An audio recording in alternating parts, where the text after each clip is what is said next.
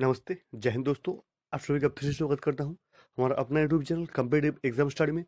जैसे कि आप लोग जानते हैं, इस चैनल में कोई भी कम्पिटिटिव एग्जाम की प्रिपरेशन, सिलेबस, पैटर्न्स और डेली करंट अफेयर्स की पूरी जानकारी मिलेंगे।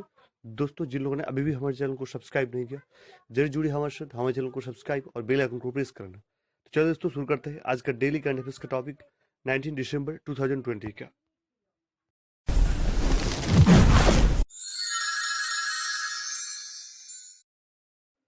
ফ্রেন্ডস, আজকের প্রথম প্রশ্ন, শ্রমিক ও কর্মচারীদের জন্য পরিশ্রম পোর্টাল লঞ্চ করলেন কোন রাজ্যের মুখ্যমন্ত্রী?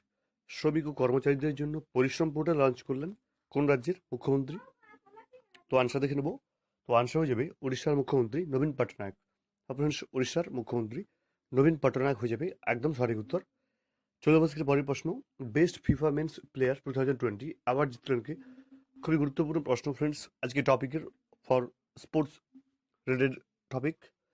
তো আনসার হয়ে যাবে best FIFA men's player 2020 award নেদারল্যান্ডের footballer Robert Lewandowski. Robert Lewandowski হয়ে যাবে একদম সঠিক উত্তর।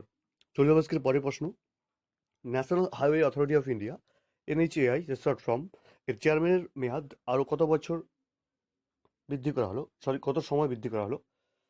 মাস বা বছর হতে পারে। তো ন্যাশনাল হাইওয়ে অথরিটি অফ ইন্ডিয়ার চেয়ারম্যানের মেয়াদ কত সময় বৃদ্ধি করা হলো? তো আনসার হয়ে যাবে 6 মাস বৃদ্ধি করা হলো ফ্রেন্ডস। এবং বর্তমান ন্যাশনাল হাইওয়ে অথরিটি অফ ইন্ডিয়ার যে চেয়ারম্যান সুখবীর সিং সাধু হয়ে যাবে সঠিক উত্তর, এবং তাদের মেয়াদ বৃদ্ধি করা হলো 6 মাস। এরা জন্য রাখবে সুখবীর সিং সাধু। চলে যাবো আজকের পরের প্রশ্ন, চীনেতে ইউনাইটেড নেশন রেসিডেন্টস কোঅর্ডিনেটর হিসেবে নিযুক্ত হলেন কে? চীনেতে ইউনাইটেড নেশনস রেসিডেন্টস কোঅর্ডিনেটর হিসেবে নিযুক্ত হলেন কে? তো আনসার হয়ে যাবে ভারতের সিদ্ধার্থ চ্যাটার্জি। ফ্রেন্ডস, ভারতের সিদ্ধার্থ চ্যাটার্জি হয়ে যাবে একদম সঠিক উত্তর। চলে যাবো আজকের পরের প্রশ্ন, সম্প্রতি যোগাসনকে প্রতিযোগিতামূলক খেলা হিসেবে ঘোষণা করলো কোন দেশ? সম্প্রতি যোগাসনকে প্রতিযোগিতামূলক খেলা হিসেবে ঘোষণা করলো কোন দেশ? তো আনসার দেখে নেব। তো আনসার হয়ে যাবে ভারত। ফ্রেন্ডস, ভারত হয়ে যাবে একদম সঠিক উত্তর।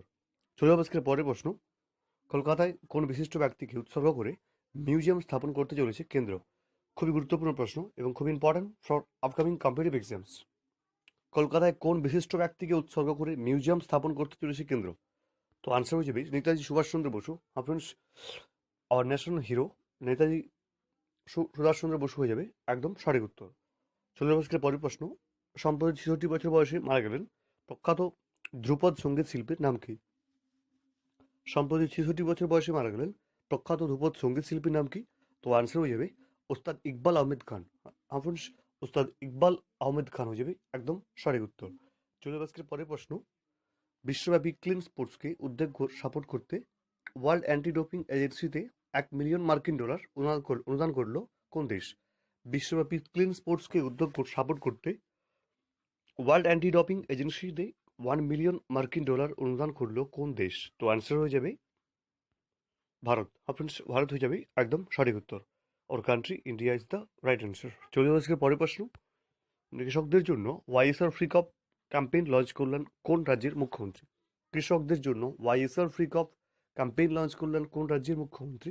তো অ্যান্সার দেখে নেব। তো অ্যান্সার হয়ে যাবে অন্ধ্রপ্রদেশের মুখ্যমন্ত্রী জগনমোহন রেড্ডি। ফ্রেন্ডস, অন্ধ্রপ্রদেশের মুখ্যমন্ত্রী জগনমোহন রেড্ডি হয়ে যাবে একদম সঠিক উত্তর।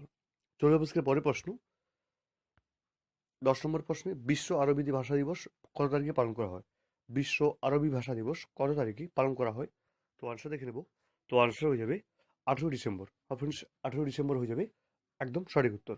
फ्रेंड्स, ये चलो आज के गुरुत्वपूर्ण 10टी करंट अफेयर्स। दोस्तों, जिन लोगों ने अभी भी हमारे चैनल को सब्सक्राइब नहीं किया, जरूर जुड़िए हमारे साथ, हमारे चैनल को सब्सक्राइब और बेल आइकन को प्रेस करना।